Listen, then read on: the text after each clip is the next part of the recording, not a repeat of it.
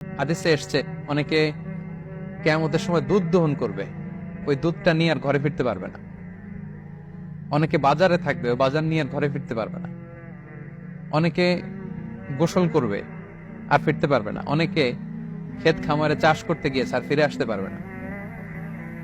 যে যেই মুহূর্তে আছে এমন সাডেনলি আকস্মিকভাবে কিয়ামতের বিভীষিকা গ্রাস করবে, আপনি কিছু বলেও যেতে পারবেন না কাউকে যে এটা সেটা। আল্লাহ বলেন যখন আসবে বলে কয়ে আসবে না, ভয়ঙ্কর ভাবে সেটা আসবে। কতটা আকস্মিক যে কিয়ামত আসবে, আল্লাহ বলেন ফালা ইস্তাতিউনা তাওসিয়াতান, কেউ কোনো উইল করে যেতে পারবে না। ওয়ালা ইলা আহলিহিম ইয়ারজিউন, ফিরে আসতে পারবে না পরিবারের কাছে। ফাইযা হুম মিনাল আজদাসি ইলা রাব্বিহিম ইয়ানসিলুন। কিয়ামতটা কেমন হবে, কিয়ামতের বিভীষিকাময় পরিস্থিতি আল্লাহ পিকচারাইজ করছেন। দেখুন আল্লাহ বলেন নফিখা ফিস-সূর, সিংহায় ফুৎকার দেয়া হবে। সিংহায় ফুৎকার কয়টা আমরা বিভিন্ন আলোচনায় বলেছিলাম, মোট তিনটা, বেসিক্যালি তিনটা। একটা হচ্ছে নাফখাতুল ফাজা, দেয়ার সাথে সাথে লন্ডভন্ড সব মানুষ ভয়ে তটস্থ হবে। 2 নম্বর হচ্ছে নাফখাতুস সাঈক, ওই সিংহার ফুৎকার সব মারা যাবে, ইভেন ইসরাফিল নিজেও ফুৎকার দিয়ে মারা যাবে। এরপরে আল্লাহ তাআলা ইসরাফিলকে জীবিত করবেন, সে জীবিত হয়ে আরেকটা ফুৎকার দিবে, তখন সবাই উঠবে। তো এই ফুৎকারটা কোন ফুৎকার?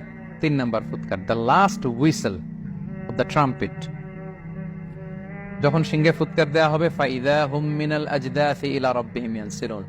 ফুৎকারটা কিভাবে দিবে? হাদিসে এসেছে আল্লাহ তাআলা এই ইসরাফিল ফেরেশতাকে শুধু তৈরি করেছেন একটা বাঁশিতে ফু দেওয়ার জন্য, আর কোনো কাজ নেই। This is the only job specification of Angel Israfil আলাইহিস সালাম। ওনার কাজে একটাই। বিশাল আকৃতির এই ফেরেশতা, তাকে সৃষ্টি করার পর থেকে তার 2 ঠোঁটের মাঝখানে এই বিউগল বা ট্রাম্পিটটাকে, হুইসেলের বাঁশিটাকে রেখে তিনি আরশের দিকে তাকিয়ে আছে, যাতে আল্লাহ তাআলার আদেশ আসার পরে এক মুহূর্ত চোখের পলকও যাতে দেরি না হয়। কখন আল্লাহ বলবেন সাথে সাথে হুইসেল দেবে। আল্লাহু আকবার। হুইসেল দেওয়ার পরে 3 নম্বর হুইসেলের কথা এখানে উদ্দেশ্য। দেওয়ার পরে কি হবে? মিনাল আজদাসি ইলা রাব্বিহিম ইয়ানসিলুন। অনেক মুফাসসির বলেছেন মিনাল আজদাস মানে মিনাল কুবুর, কবর থেকে লাশগুলো উঠতে আরম্ভ করবে, এবং ইলা রাব্বিহিম ইয়ানসিলুন, আল্লাহর দিকে দৌড়াতে শুরু করবে। ইয়ানসিলুনের অর্থ অনেকে বলেছে ইয়ান্তাশিরুন, ছুটবে। আবার ইয়ানসিলুন শব্দের রুট ওয়ার্ড হচ্ছে নাসল। নাসল মানে জেনারেশন, মানে জেনারেশন টু জেনারেশন উঠবে, জেনারেশন টু জেনারেশন উঠবে। লক্ষ লক্ষ বছর আগের মানুষ উঠবে। কিয়ামতের আগে, সপ্তাহখানিক আগে যে মারা গেছে, যার বডিটা হয়তো এখনো পচে নাই, সেও উঠবে। আবার লক্ষ লক্ষ বছর আগে সেই যে আদম আলাইহিস সালামের ছেলে হাবিলকে হত্যা করেছিল কাবিল, হাবিল হচ্ছে পৃথিবীর প্রথম নিহত মানব, তার কবরের জিন্দেগিটা বড্ড লম্বা, তিনিও উঠবে। জেনারেশন টু জেনারেশন সব উঠতে আরম্ভ করবে।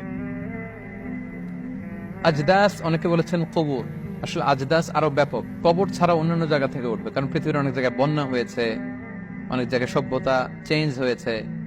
একসময় এখানে কবর ছিল, লাশ ছিল, এখন এখানে শহর হয়ে গেছে, ডাউন টাউন। এর ভিতরে তো মানুষের লাশ পড়ে আছে মাটির নিচে, বা তার কোনো না কোনো অস্তিত্ব আছে। আল্লাহ বলেন ওইখান থেকে আমি উঠাবো, দলে দলে জেনারেশন টু জেনারেশন সব উঠবে। এরপরের আয়াতটা খুব ইন্টারেস্টিং, আমার খুব পছন্দের আয়াত। উঠে কি বলবে? ক্বালু ইয়া ওয়াইলানা মান বা'আসানা মিন মারকাদিনা। ইয়া ওয়াইলানা, আফসোস, মান বা'আসানা মিন মারকাদিনা, কে আমাদের ঘুম ভাঙালো রে, কে আমাদেরকে উঠালো? সবাই অদ্ভুত, মানে কি যে হয়েছে টেরই করতে পারবে না। মাঝখানে আমরা যখন গভীর ঘুমে আচ্ছন্ন থাকি, কেউ হুট করে আমাদেরকে বড় আওয়াজে ডাক দিলে আমরা উঠে এখনো সম্বিত ফিরে পাইনি, কেমন যেন আমরা কি কি বলতে থাকি, তাদের অবস্থা এরকম হবে। কে আমাদেরকে উঠালো? হাজার হাজার মানুষ এটা বলতে আরম্ভ করবে।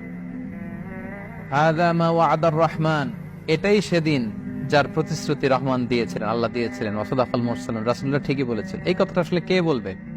তাফসীরে 3টা কথা এসেছে। এক, হাজার হাজার মানুষ উঠার পরে প্রশ্ন করে তারা নিজেরাই বলবে, যখন হুশ ফিরে আসবে, আরে তাই তো, ওই যে নবীরানা বলতো যে একদিন নাকি বিশাল সাউন্ড এসে সিংহার ফুৎকারে সবাইকে উঠানো হবে, বিচার করা হবে, আজকে তো বোধহয় ওই দিন। তাহলে কোরআনে যা এসেছিল তা তো ঠিকই, আল্লাহ যা বলেছিলেন তা তো ঠিকই বলেছিল, রাসূলুল্লাহ যা বলেছিল ঠিকই। এই যে নাস্তিকরা যারা আল্লাহ বিশ্বাস করেন, আখিরাতে বিশ্বাস করেন, ওই দিন হুশ ফিরে পাবে। হায় রে, কত আমরা ফেসবুক লাইভ করতাম, কত পডকাস্ট করতাম, স্রষ্টা নাই, আখিরাত বলতে কিছু নাই, there is no life after death. এগুলা বলতাম, ওই দিন ঘুম থেকে ওঠার পরে নাস্তিক গুলো বলবে, ওহো, তাহলে তো ঠিকই যা যা শুনতাম কোরআনের আয়াতে তাই তো ঘটছে, রাসূলরা যা বলেছিল তাই তো হচ্ছে, আলেমরা স্কলাররা যা বলেছিল শেষমেশ এটাই সত্যি হয়ে গেল। আয় হ্যাঁ, আমরা তো বিপদে পড়লাম, এই ঘটনাটাই ঘটবে। লক্ষ লক্ষ মানুষ উঠে বলবে, মান বাআসানা মিন মারকাদিনা হাযা মা ওয়া'দার রহমান ওয়া সাদাকাল মুরসালুন। তাহলে এক তাফসীর এসেছে নিজেরাই হুঁশ ফিরলে বলবে, আরেক তাফসীর এসেছে একদল বুঝতে পারবে না কি, আরেক দল বলবে আরে এটাই ওই যে কিয়ামত শুনতা, কিয়ামত রাসূলরা যে বারবার বারবার বলতো, দাওয়াত দিত, আলেমরা বারবার বলতো, দাঈরা যে বলতো, স্কলাররা রিমাইন্ডার দিত, আজকে সেই রিমাইন্ডারের বাস্তবতা। আরেক তাফসীরে এসেছে না, ফেরেশতারা বলবে। সব মানুষ পাগলদের মতো হয়ে যখন বলবে, কিরে আজকে কে ভাঙালো আমাদের ঘুম, লক্ষ লক্ষ মানুষ হবে মাটি থেকে শুধু উঠছে আর উঠছে, এটা কি? তখন ফেরেশতারা উপর থেকে বলবে, হাযা মা ওয়া'দার রহমান ওয়া সাদাকাল মুরসালুন। এটাই সেদিন যেদিনের প্রতিশ্রুতি দয়াময় মেহেরবান আল্লাহ তাআলা দিয়েছিলেন এবং নবীরা বলেছিল। ইন কানাত ইল্লা সাইহাতান ওয়াহিদা, এক বিকট চিৎকার, বিকট আওয়াজ সেদিন হবে। ফাইদাহুম জামিউল লাদাইনা মুহদারুন, আল্লাহ বলেন সব মানুষ সেদিন আমার সামনে দাঁড়াবা, আমার বিচার সেদিন শুরু হবে, আমার সুপ্রিম কোর্টের কাঠগড়ায় তোমরা দাঁড়াবা। ফালইয়াউমা লা তুযলামু নাফসুন শাইআ, সেদিন কাউকে কোনো জুলুম করা হবে না। সুবহানাল্লাহ, আল্লাহ তাআলা কারোর প্রতি জুলুম করবেন না। মানে হাউ লাকি উই আর, আমরা কত লাকি যে আমরা এমন স্রষ্টা পেয়েছি, আহকামুল হাকিমিন, আমি তাকে মানি, সিজদা করি, আমার উপরও যেমনি জুলুম করবেন না, আবার নাস্তিক, অবিশ্বাসী, কাফির, কুফফার তাদের উপর আল্লাহ জুলুম করবে না। যতটুকু অন্যায় অতটুকু শাস্তি পাবে। আল্লাহ বলেন, ওয়ালা তুজজাউনা ইল্লা মা কুনতুম তা'মালুন, যতটুকু করেছিলে তারই প্রতিদান, রিওয়ার্ড তোমরা পাবে। তাহলে কিয়ামতের বিভীষিকাময় পরিস্থিতি চলে গেল। এবার খুব ছোট্ট করে জান্নাতীদের অবস্থা, ছোট্ট করে জাহান্নামীদের অবস্থা বলে আল্লাহ এই সেকশনটা শেষ করবে। আল্লাহ সংক্ষেপে বললেন, এবার শোনো জান্নাতে কিরকম থাকবে। জান্নাতে, ইন্না আসহাবাল জান্নাতিল ইয়াউমা ফি শুগুলিন ফাকিহুন, ইন্না আসহাবাল জান্নাতিল ইয়াউমা ফি শুগুলিন ফাকিহুন, জান্নাতীরা জান্নাতের ভেতরে উপভোগে ব্যস্ত থাকবে, এন্টারটেইনমেন্টে ব্যস্ত থাকবে, এনজয়মেন্টে ব্যস্ত থাকবে। সুবহানাল্লাহ, কারণ জান্নাত হচ্ছে এনজয় করার জায়গা, এবং এনজয় করার জন্য যত টুলস দরকার, যেরকম এনভায়রনমেন্ট দরকার, সব আল্লাহ রেখেছেন। কিরকম? এই দুনিয়াতে কোন জিনিসগুলো আমাদের এনজয়মেন্ট, এন্টারটেইনমেন্টকে ইন্টারাপ্ট করে? ক্লান্তি। জান্নাতে ক্লান্তি থাকবে না। বার্ধক্য, আপনার বয়স যখন 95, আপনাকে 5-7 স্টার হোটেলে রাখলে, আপনাকে হেলিকপ্টার দিয়ে ঘুরাতে নিয়ে গেলে, আপনাকে দামি দামি নাজ নেওয়া দিলে কিছুই ভালো লাগবে। 90-95 এর পরে বয়স মানুষ কিছুই উপভোগ করতে পারে না। জান্নাতের ভিতরে বার্ধক্য থাকবে না, কেউ বৃদ্ধই হবে না, সবাই হবে 33 বছরের তাগড়া যুবক। রাসূল সাল্লাল্লাহু আলাইহি ওয়াসাল্লাম বলেন, আহলুল জান্নাতি জুরদা ওয়া মুরদা, জান্নাতীদের গায়ে কোনো লোম থাকবে না, পশম থাকবে না, সুশ্রী যুবক হবে 33 বছর বয়সের। তাহলে ক্লান্তি নাই, বার্ধক্য নাই। আচ্ছা, এনজয়মেন্টকে ইন্টারাপ্ট করে আরেকটা ব্যাপার, সেটা হচ্ছে সিকনেস। আপনি ট্যুরে গেলেন, সেখানে আনন্দ, খাওয়া দাওয়া, রিসেপশন, ওয়েল রিসেপশন, এন্টারটেইনমেন্ট, কিন্তু আপনি অসুস্থ, আপনাকে উপভোগ করতে পারবেন না। আল্লাহ বলেন, এজন্য জান্নাত থেকে সিকনেসকে আমি সরিয়ে নিয়েছি, কেউ অসুস্থ হবে না। তাহলে কেউ বৃদ্ধ হবে না, যুবক থাকবে, অসুস্থ হবে না।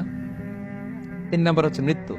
দুনিয়া সব স্বাদ, আল্লাহ আনন্দকে থমকে দেয় মৃত্যু এসে। আল্লাহ বলে জান্নাতে মৃত্যু থাকবে না। ধবধবে সাদা এক ছাগলের আকৃতিতে মৃত্যুকে আনা হবে, তার গায়ে লেখা থাকবে মিম ওয়াওতা, মৃত্যু। ওই ছাগলকে জবাই করে দেয়া হবে, তার মানে মৃত্যুকে সেদিন মৃত্যু দেয়া হবে।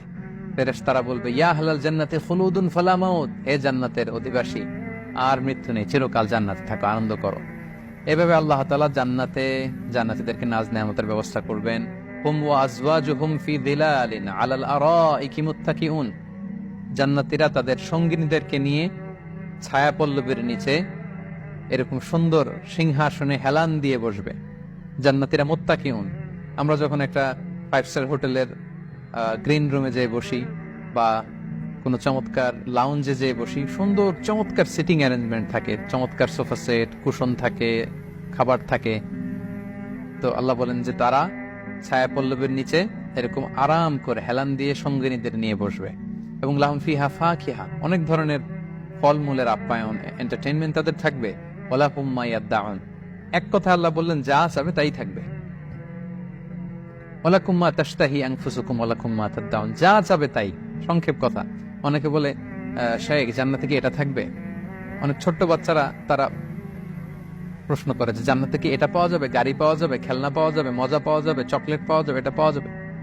তো সবার প্রশ্নের উত্তর আল্লাহ তাআলা এক বাক্যে দিলেন যে ওয়ালাহুম মা ইয়াদউন, তারা যা চাবে, যেটা ডিমান্ড করবে, ডিজায়ার করবে, ওইটাই। মনে চাবে ইস যদি এই ফলটা খেতে পারতাম, ওই ফল গাছ সামনে চলে আসবে। পারতে মন চাচ্ছে না, কাছে চলে আসবে। খেতে মন চাচ্ছে না, মুখে ঢুকে যাবে। আল্লাহু আকবার। এবং দুনিয়ার ফলের মতো না, দুনিয়ার আঙ্গুরে শুধু এক স্বাদ, তরমুজে এক স্বাদ, কিন্তু জান্নাতের এক এক ফলে শত শত স্বাদ থাকবে। সুবহানাল্লাহ বিহামদিহি। এবং সবাই সেলুট জানাবে, সালামুন কাওলাম মির রাব্বির রহিম, দয়াময় মেহেরবান রবের পক্ষ থেকে সালাম, শান্তি, শান্তির পয়গাম দেয়া হবে। তাহলে জান্নাতীদের কথা শেষ। এবার জাহান্নামীদের অবস্থা কি হবে? আল্লাহ বলেন ওয়ামতাজুল ইয়াউমা আইয়ুহাল মুজরিমুন, এ পাপাচারীরা আলাদা হয়ে যাও। তারা যখন তাদের আমলনামায় দেখবে যে ভয়ঙ্কর অবস্থা, তারা জান্নাতীদের সাথে মিশতে চাইবে। ফেরেশতারা তাদেরকে আলাদা করে দিবে। আল্লাহ বলবেন আলাদা হয়ে যাও পাপীরা। আলাম আহাদ ইলাইকুম ইয়া বানি আদম আল্লাহ তা'বুদুশ শাইতান, হে বনি আদম, আমি কি বলিনি শয়তানের ইবাদত তোমরা করো না? ইন্নাহু লাকুম আদুউম মুবিন, শয়তান তোমাদের সুস্পষ্ট শত্রু। এবং আমি বলেছি ওয়া আনি আবুদুনি, আমি আল্লাহর ইবাদত করো। হাযা সিরাতুম মুস্তাকিম, এটাই হচ্ছে সহজ সরল পথ, দ্য স্ট্রেইট পাথ। ওয়ালাকাদ আযাল্লা মিনকুম জিবিল্লান কাসীরা, এই শয়তান অনেক প্রজন্মকে ধ্বংস করে দিয়েছে, অনেক মানুষকে ধ্বংস করেছে, ভ্রষ্ট করেছে। আফালাম তাকুনু তাআকিলুন, নবীরা এত বলার পরেও, কোরআনের এত আয়াত তোমাদেরকে রিমাইন্ডার দেওয়ার পরে, তারপরেও তোমরা বুঝলা না? এত দাওয়াত দেওয়ার পরও যেহেতু তোমরা সীমা লঙ্ঘন করেছো, অবাধ্যতা করেছো, your destination might be the hellfire, জাহান্নামে তোমাদেরকে যেতে হবে। তখন আল্লাহ বলবেন হাযিহি জাহান্নামুল্লাতী কুনতুম তুআদুন, এই যে তোমাদের জন্য জাহান্নাম প্রস্তুত রাখা হয়েছে। তোমরা যে বলতে কবে জাহান্নামে যাব, কবে সে আযাব আসবে, আজকে এই যে আযাব উপভোগ করো। ইসলাউহা ইয়ানি উদখুলুহাল ইয়াউম, আজকে ঢুকো জাহান্নামে, বিমা কুনতুম তাকফুরুন, তোমাদের অস্বীকৃতির কারণে এই জাহান্নামে তোমাদের আবাসস্থল। এরপরের আয়াতটা খুব ইন্টারেস্টিং। আল্লাহ বলেন আল ইয়াউমা নাখতিমু আলা আফওয়াহিহিম, আজকে তাদের মুখে আমি সিলগালা করে দিব। ওয়া তুকাল্লিমুনা আইদিহিম, তাদের হাত কথা বলবে অটোমেটিক্যালি। ওয়া তাশহাদু আরজুলুহুম বিমা কানু ইয়াকসিবুন, তাদের পা সাক্ষী দিবে তারা কোথায় গিয়েছিল, কোন পাপ কাজে অংশগ্রহণ করেছিল, কোন অন্যায় অংশগ্রহণ করেছিল। আল্লাহু আকবার। মানুষ অবাক হয়ে বলবে লিমা শাহিদতুম আলাইনা, হে হাত, হে চামড়া, কেন তুমি আমার বিরুদ্ধে কথা বলছো? তোমাকে কত যত্ন নিয়েছি, কত লোশন মেখেছি, কত ক্রিম দিয়েছি, কত পারফিউম দিয়েছি, কত যত্নে তোমাকে আমি হাত পা গুলোকে আমি টেক কেয়ার করেছি, তোমরা আমার বিরুদ্ধে সাক্ষ্য দিচ্ছ? তারা বলবে আনতাকানাল্লাহু আনতাকা কুল্লা শাই, যে আল্লাহ সবাইকে কথা বলার সুযোগ দিতে পারেন, সে আল্লাহ আজকে আমাদেরকে সুযোগ দিয়েছেন, আমরা সাক্ষ্য দিচ্ছি। আল্লাহ তাআলা বলেন আজকে তোমাদের বাঁচার কোনো উপায় নেই। ওয়ালাউ নাশাউ লাতামাসনা আলা আ'য়ুনিহিম ফাস্তাবাকুস সিরাতা ফাআন্না ইউবসিরুন, আমি চাইলে তাদেরকে অন্ধ করে দিতে পারতাম, চোখগুলোকে এরকম মিলিয়ে দিতে পারতাম, তারা তো রাস্তা খুঁজে পেত না। ওয়ালাউ নাশাউ লামাসাখনাহুম আলা মাকানাতিহিম ফামাসতাতাউ মুদিয়্যান ওয়ালা ইয়ারজিউন, চাইলে তাদের আকৃতি আমি বিকৃত করে দিতে পারতাম, তারা আর ফিরেও আসতে পারতো না, তারা পথও চলতে পারতো না। আল্লাহ সুবহানাহু ওয়া তাআলা এই 67 নম্বর আয়াতে এসে ভবিষ্যতে আমরা কি ধরনের ভয়াবহ পরিস্থিতি বা নাজ নেয়ামতের মুখোমুখি হতে পারি সেই বর্ণনাটি দিয়ে সূরা ইয়াসিনের 4th সেকশন শেষ করেছেন। সম্মানিত সুধী, তাহলে আজকের আমরা 4 এবং 5 নম্বর সেকশনটি কভার করলাম। 4 নম্বর সেকশনে আমরা 3টা নিদর্শন শুনলাম এবং 5 নম্বর সেকশনে আল্লাহ ভবিষ্যতে আমরা যে ভয়াবহ কিয়ামতের মুখোমুখি হতে যাচ্ছি, তারপরে হয় জান্নাত নয় জাহান্নাম হবে আমাদের ডেস্টিনেশন। আমরা যেন নিজের সাথে নিজে বোঝাপড়া করে রিভাইজ করে, আমরা কি ডান দিকে হাঁটছি না বাম দিকে, আমরা কি সিরাতুল মুস্তাকিমের পথে হাঁটছি না শয়তানের হাতছানি দেওয়া সে জাহান্নামের পথে হাঁটছি। দ্য ডিসিশন ইজ ইয়োর, সিদ্ধান্ত আপনাকেই নিতে হবে। আপনি কি কোরআনের পক্ষে থাকবেন, আপনি কি ইসলামের পক্ষে থাকবেন, নাকি আপনি অন্যায়ের পক্ষে থাকবেন, আপনি ইসলাম বিরোধীদের পক্ষে থাকবেন, আপনি শয়তানের ফলোয়ার হবেন। এই সিদ্ধান্ত আপনাকে নিতে হবে।